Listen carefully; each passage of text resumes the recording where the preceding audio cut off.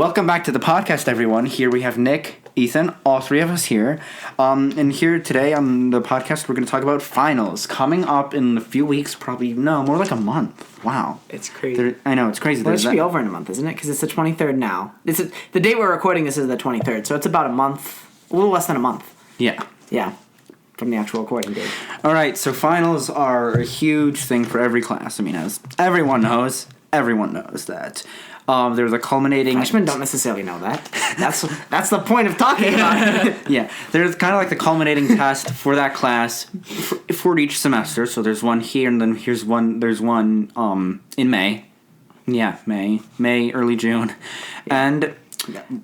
Yeah, they're kind of not really measure, but like your final grade for that semester. So whatever your grade is for that semester, that's it. Most finals are usually 10 or 20% of your grade. So there's some different systems. Yeah, some can be more, depending. No, I don't think there's any. I don't think there's any that I've ever seen that are more than 20%. No, I think it's either 10%. I don't think I've had either.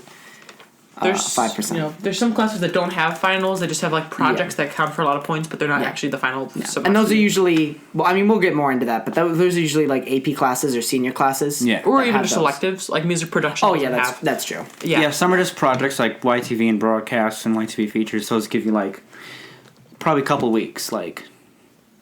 So yeah. So since you've taken more of the AP classes, do you want to talk about some of the AP finals? Yeah, sure. So AP finals are a little bit interesting because some classes have a second semester final, some classes do not, because most AP courses are, at least for this year, are geared towards juniors and seniors, although there is AP Government and Politics, and many sophomores end up taking like AP Macro and Microeconomics or AP Computer Science. So most of the finals, or I shouldn't say most of the finals, but some finals for senior AP classes don't have a final for second semester. Most or almost all, I believe, have first semester finals though. But then, for example, if you're a sophomore and you're taking AP Government, you have to take a final regardless, because since AP Government is only a semester long, even if you take the AP test in May and you're in AP Gov second semester, you still have to take the second semester final. Yeah, it kind of sucks, but it would be unfair. Oh, really? You have to take two finals for AP Gov? Sort of. So the AP test isn't really a final. So here's the thing about AP test. To cover just a little of that. The AP test, there's what's known as an AP test in May, which covers the entirety of the year. So every single thing that you've learned in that AP class, you can be tested in the test on May, in May. But in finals, what you're going to be tested on is just the stuff that you covered that semester. So for those who are taking AP Gov, those who take it first semester, they take the final, and then they take some other course or like a study hall. But then they still have to take, or they don't have to take, but you can choose to take the AP test in May.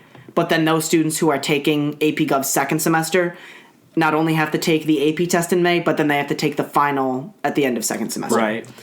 It's a trade-off, though, because the second semester students are more prepared, which is definitely a bonus. But they also have the final, so it's a little bit more stuff to study for and stuff. But it's really the same kind of material. I actually thought the final was easier.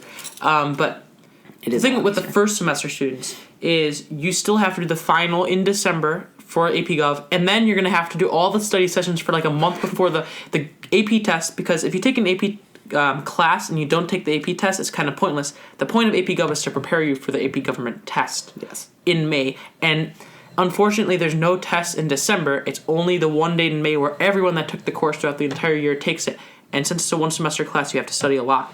But I mean, you can study an extra thing. You can be like me and study an honors chem, get none of my work done, but still get an A in that class, and then study for AP Gov, go over every single AP question over the past, 10 years. Yeah. So, it's doable. And then for other AP courses, as I said, finals aren't going to be covering the entire year.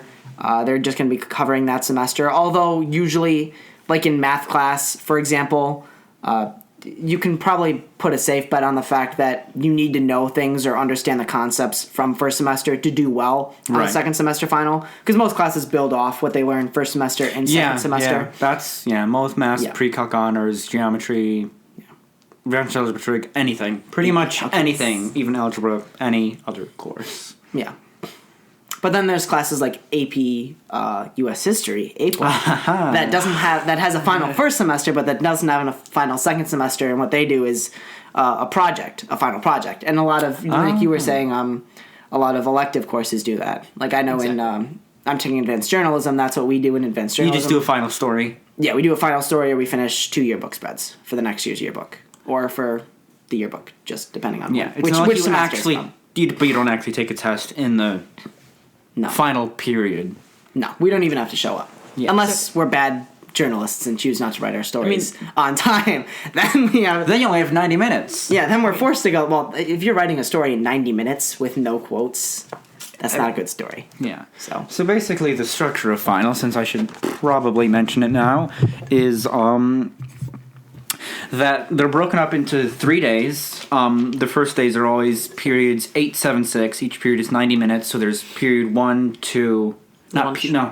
periods 8, period 7, then 50-minute lunch. No, an hour lunch. I think you're right. And then it's another 90 minutes, and that's the first 2 days, where both have 3, and then the last day's always 2, and it's like 3, 2, and 5, I think, are on the second day, and 1 and 4. I think 4 and 5 are usually switched between the... And then on the third day, the third period slot on the third day is makeups. So if you can't make it to the finals, that's the third period. Yeah, but they don't have a lunch. I think they probably do have a lunch. I think they probably do. Maybe. Yeah. They might have a lunch period that day. And I know that there's also even on days 1 and 2, after that the third final period, there's also makeup. So for example, if you're not going to be there on that last day, you might take finals 8, 7, and 6 on day 1, and then you might take 1 or 4 if you have a final on that day as well, because you can schedule that. But you can't.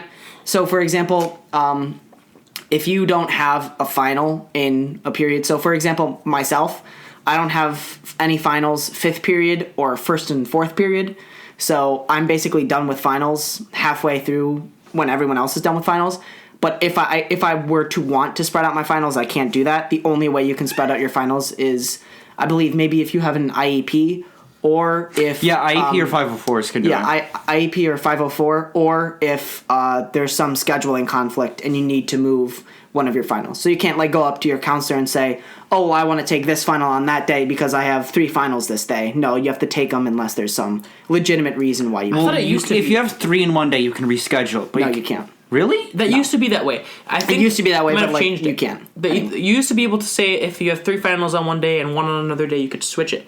I actually never did that. I had a couple of days like that. I probably should have. But maybe they changed the policy if that's what it is now. I don't think it ever was that. No, that's what I've heard. For freshman year, I rearranged. Me too. That's what I thought. I know I didn't. I know I couldn't rearrange. I was told that I couldn't rearrange. Really? That people couldn't. You couldn't rearrange unless there was some specific reason that you couldn't. That's what at least that's what I was told. I'm pretty sure I could, but I'm a 504, so maybe it's different. But I thought most people could, because in FOG, my counselor told us if you have 3 in one day, then you can move 1. But if you have 3 in a second day or a third day, or you can't have 3 on the third day, but you can't move it before. You have to take you can't take it before you actually are scheduled to take it. That's what I've heard too. That's what I used to hear, and the schedules kind of complicated because, for example, for American Studies, which is a class a lot of juniors are taking this year, it's a 2-period class. Yeah. For example, I have 3 and 4 or whatever. I have 7 and 8. Yeah. Yeah. And so they're gonna tell you one of the periods you need to come in, and then the other things you don't go to. So it kind of messes up your schedule because sometimes it's kind of rare, but I think sometimes people are gonna have 1 period of a final, the first period of the day. The second time, they're not going to have a final. And then there's lunch, and then the last one they do. So you might want to rearrange that, because then you're going to have to sit at school for an hour and a half doing nothing, because that would just be... I don't know how that works. Because then you should be able to reschedule. Then you can move the American Studies one later, so you can take it later, which works. Well, are we still sure? I really don't think that we can, move around finals. I think that... I remember specifically telling the freshmen that I was a freshman mentor, and I remember one of the things that Mr. Lasky, we went over a little bit of finals that last day, and one of the things we had said, and Mr. Lasky was like, "Yeah, you can't change your finals. You can't like move them around." Maybe at it's all. a policy change. I would probably double check. I don't think so, because I think. Well, I mean, maybe. I would double check with your counselor if you really want to, and if you have a legitimate reason, you should be able to Talk to your teachers about it. Well, no, I don't think the teachers can change it. I think it's the counselor. Like something really urgent, of course. Like a couple years ago, I had like a funeral to attend, and I had to change the final. They'll let you do that, but maybe they changed it. And you can't because I don't know. I thought in the past you used to be able to do that, but maybe. Yeah. Okay. But then they're studying, which is you probably should do not on the day before. Not on the day before. Definitely not a study for like. You need to start your studying like now. Yeah. Like when this podcast goes up very late November, you got to start studying because your teachers are going to start culminating the units and they're going to start talking about the stuff in a broader sense. They only give you like 1 or 2 weeks. Probably only usually just 1 week to study, and it's good. Yeah, well, one week in class. Yeah, well, actually, usually less than a week. Usually, it's like a couple days. Yeah, I think maybe that's how it was last year. Maybe the freshman courses they might get a whole week because they haven't been exposed to finals yet. But for most other courses, you're going to probably have like 3 days of actual class time to study. It depends what class too, because advanced math classes never have any time extra. But like I feel like a lot of other classes might give you a couple days. But you know, your teachers most of the time, competent teachers will give review packets and go through PowerPoints. Math, physics, all the social studies class, they'll usually give you a packet, and it's literally just like a review of questions, stuff you need to know. And fill out everything. I recommend, if your teacher, even if your teacher gives out a lot of vague extra stuff like Quizlets, you got to do it. Instead of sitting around for an hour watching YouTube videos about cats, you have to do this final study because it's really important for your future and for getting into college and your GPA and everything. Because a good or bad final grade can change your GPA. Potentially. If you do really badly, that's not good. Yeah. And if you're in a world language, I believe every world language, I don't know about the AP world languages. Yeah. But I'm pretty sure with like all other, even honors and regular world languages such as Spanish and French and I believe Chinese as well. And Italian. And Italian. You don't actually take a final during that period. Usually what you do is you'll take a unit test. So for example, if you're in like French 3, what you'd probably be doing is you'd be whatever unit you've been doing for the last couple weeks of December, you'll probably be taking that test for that. Yeah, that unit test during the final period. So it's not going to actually be like a final. But I don't know, that may be different. And all for the other AP. stuff like the listening comprehension, or if they'll play like audio clips for you, like they'll be doing that beforehand, not in class. Well, no, not necessarily. I think they I know when I was in Spanish 2 and 3 honors, they did the listening during the final period. So I think it's the speaking that they don't do. The speaking interpersonal. I know for a fact in all the regular Spanish classes, there's no final grade, but you do the last unit test of the semester on the day of the final. Yeah. Part of it. It might only be parts. Like you said, I think you might do part, like maybe the writing the other day and then the interpretive or whatever on the day of the final or something. Or sometimes maybe teachers will even do it all in class so you don't have to go. But from my experience, you have to go in the some final. days some of them when you don't have a final, you don't actually have to show up. Like most electives, you don't have to show up, or some electives though. Yes, depending on the course and what other study hall, study seminar, any kind of like free period, quote unquote. Technically, you don't have to show up. Also lunch. Lunch. We're gonna make you eat. It's an open campus, so you can leave. Like you can leave. It is open campus. So you can leave, but I mean, and also one of the things that's important for when you're studying for finals, if you're gonna stay at school. So, for example, when I was a sophomore, I had. On the first day, I had finals 8 and 6, but I didn't have a 7th period final. Mm-hmm. So you can leave the building, and you can go out to eat. you can go out to eat, and you can go around in the building, but during the final period. So once the passing period ends, you can't go somewhere else. So if you're in the commons, you can leave in the 10-minute 10-minute passing period. You can leave the building during whenever you want if you're not in a final, but you can't move around the building during a final period. So, for example, if you're in the commons or the lunchroom, which is basically one spot, like you can move from the commons to the lunchroom or the lunchroom to the commons. Because that's the same spot. Yeah, it's the same spot. But you can't go during the middle, say, for example, during that 7th period final, day 1, you can't decide, I'm going to spend, 30 minutes in the commons studying with my friends, and then I'm going to go up to the math lab for another 30 minutes, or for the rest of the time, and then study there for a 6th period math test. You can't do that. You have to stay in that spot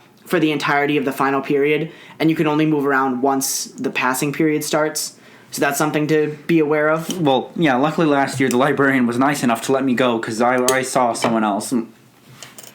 Because I was in the library because they have the chairs in the overhang. Yeah. And then I saw you, and then I was like, okay. And I was like, yo, librarian.